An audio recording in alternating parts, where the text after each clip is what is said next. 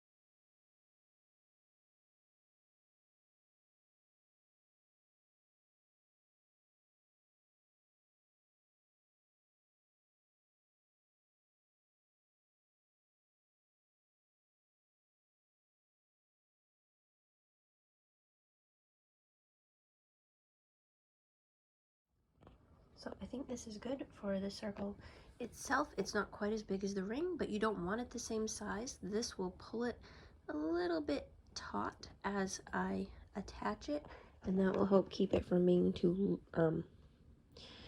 floppy or sagging. So now what I'm going to do is just crochet around this. It worked out really well for me to end on this row because I can just do every stitch around.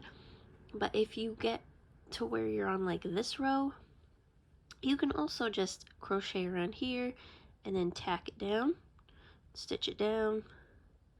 So whatever row you end on, just work around and reach down and tack it where you need to. So I'm just crocheting right into these stitches around this, and I'm actually doing, for every one of these stitches in between, I'm adding an extra stitch just around this. I don't think I can do it with one hand. I'll tighten that up. But I'll do one around the ring and then pick up this next one. And that will just keep this all nice and snug because I don't want to see this steel ring underneath. Just a little detail.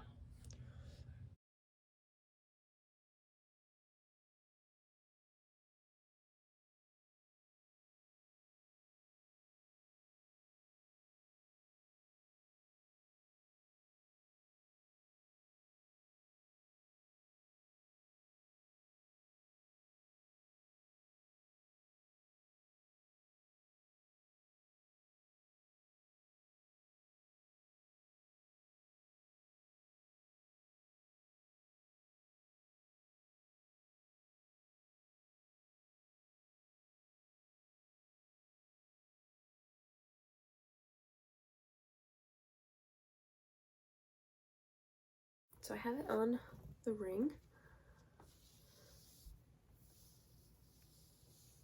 And you have these stitches on the outside, so if you want to put like a little lacy trim or border or something pretty, scalloped edges or something. But now I'm going to add the fringe. And I'm still attached. You want to go through, pull it in. This stitch is tight because I did tighten these around the frame, so there's that.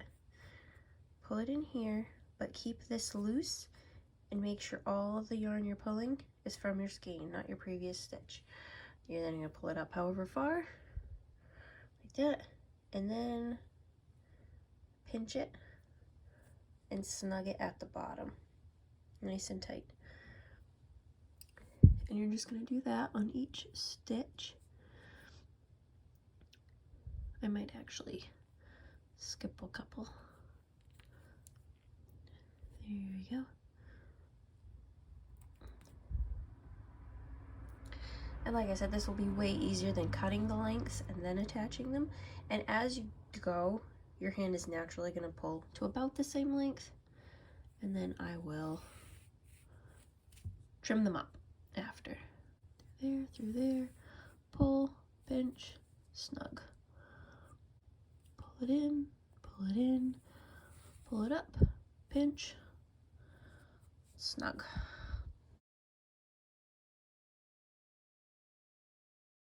Alright, so I've got my fringe attached. That used so much yarn. I'm so glad I bought another one.